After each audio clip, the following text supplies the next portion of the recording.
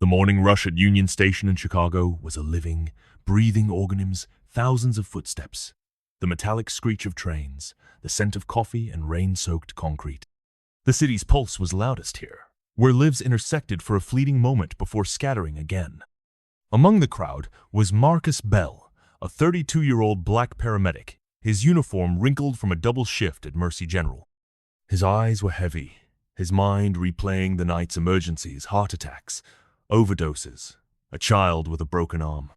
He clutched a battered backpack, the strap fraying, and moved with the weary grace of someone used to being invisible in a city that never slowed down. He was almost at the platform when a sudden jolt sent him stumbling. A hand, quick and desperate, snatched his backpack. Marcus spun, adrenaline surging, and saw a young woman, white, maybe early 20s, her hair a wild tangle, her clothes too thin for the chill darting through the crowd with his bag. "Hey!" Marcus shouted, but his voice was swallowed by the station's roar. Instinct took over. He chased her, weaving between commuters, dodging rolling suitcases and spilled coffee. His legs burned, but he pushed harder. The loss of his Bogus wallet, his mother's photo, his EMT license stinging more than the physical exertion. The thief was fast, but desperation made Marcus faster. He was gaining on her when she veered sharply, colliding with a tall, impeccably dressed woman. Both went down in a tangle of limbs, the bag skidding across the floor. The woman, her name was Victoria Langley, a 38-year-old white attorney known for her icy composure and designer, suits-caught herself with practiced poise. She looked up, startled, as the thief scrambled to her feet, only to be blocked by Marcus, who had closed the gap. "Give it back," Marcus said, his voice low but firm. The thief hesitated, her eyes darting between Marcus and Victoria.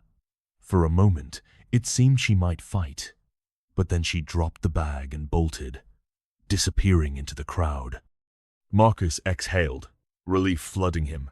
He bent to pick up his bag, but his knees buckled. The world spun, colors blurring, and he collapsed onto Victoria, who instinctively caught him, her arms surprisingly strong. "Are you all right?" she asked, her voice cutting through the chaos. Marcus tried to answer, but his vision tunneled. He felt the cold tile against his cheek, the distant echo of voices, and then nothing. When he came to, he was lying on his side, Victoria kneeling beside him, her phone pressed to her ear. A crowd had gathered, phones raised, some filming, others whispering.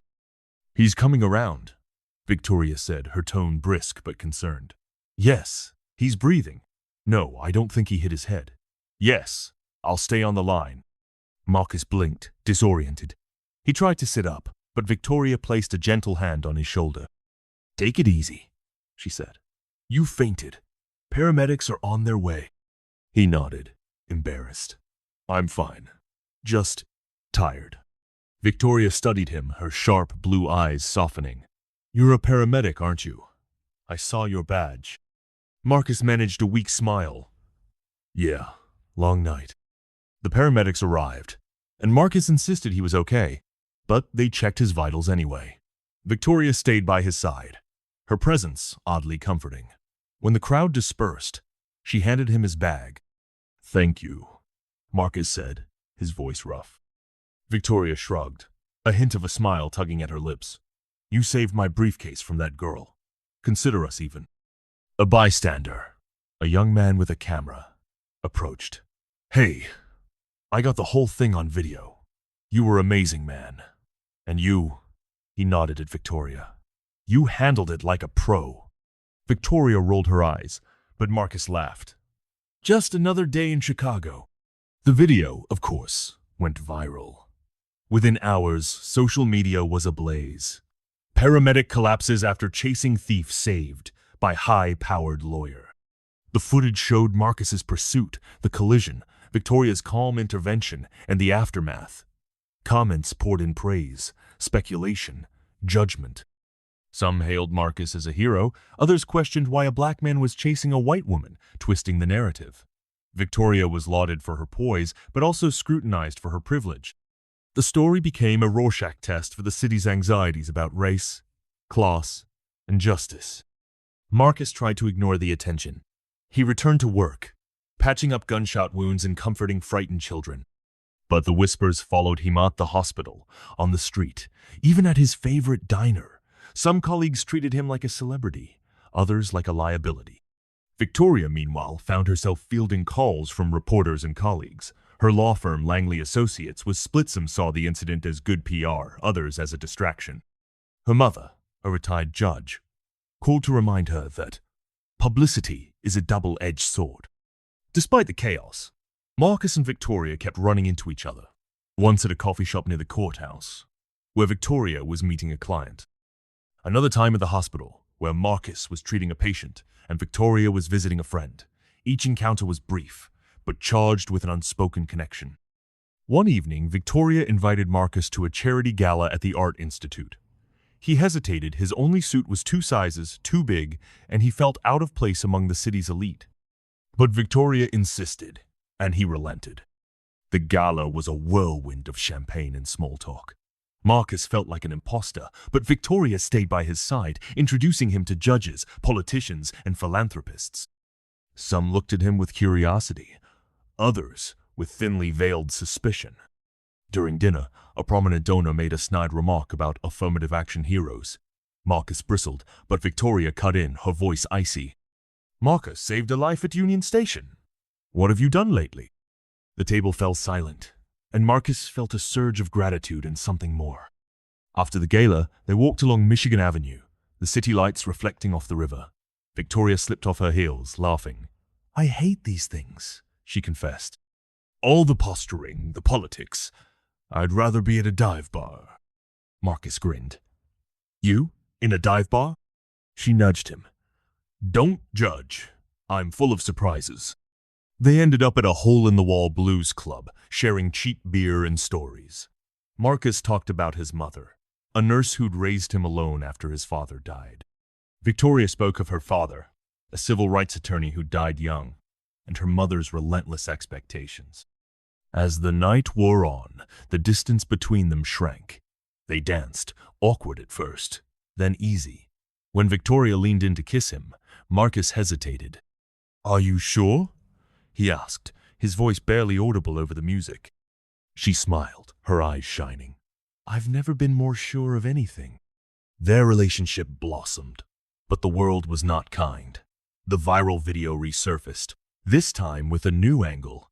Power lawyer dating paramedic from Union Station incident. Is it real or just for show? Tabloids speculated about Marcus's motives, painting him as a social climber.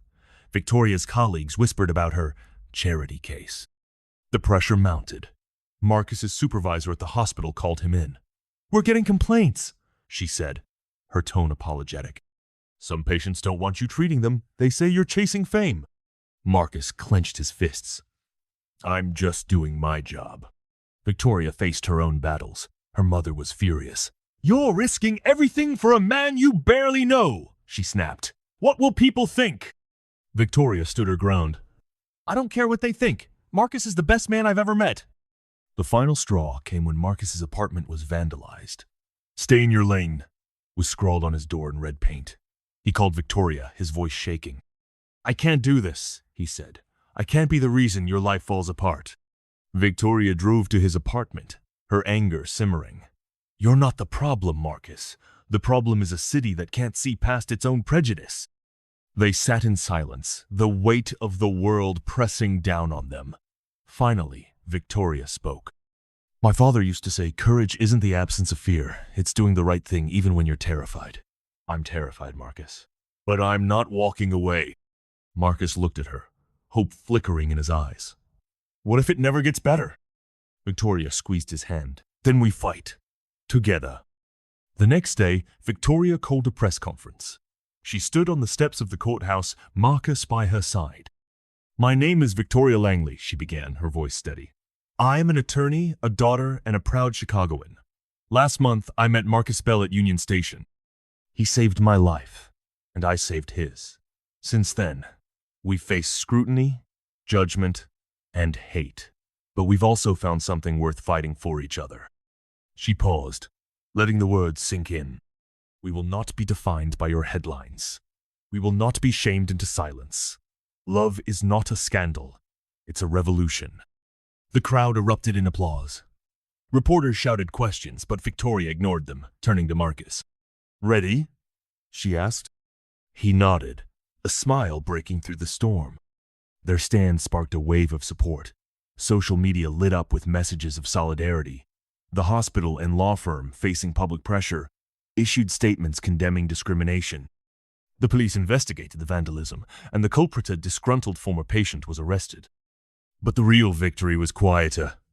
Marcus's mother, who had watched the press conference from her hospital bed, called him that night. "I'm proud of you, baby," she said, her voice thick with emotion. "You found someone who sees you. Don't let them take that away."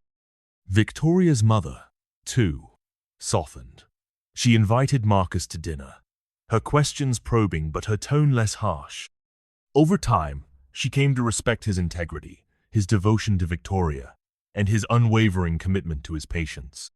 Marcus and Victoria's relationship deepened. They moved in together, their apartment a blend of her modern art and his family photos. They volunteered at community clinics, using their skills to serve the city's most vulnerable. Victoria took on pro bono cases, inspired by Marcus's compassion. Marcus mentored young EMTs, teaching them not just medicine but resilience. A year after their fateful meeting, they returned to Union Station. The platform was quieter, the chaos of that morning a distant memory. Marcus took Victoria's hand, his heart full. "Do you regret it?" he asked. She shook her head, her eyes shining. "Not for a second." He smiled, pulling her close. "Me neither." As the train rumbled in, they stood together, a testament to the power of courage, love, and the refusal to be defined by anyone else's story. The city's pulse beat on, but for Marcus and Victoria, it was no longer a force to be endured. It was a rhythm they had learned to dance to together, against all odds.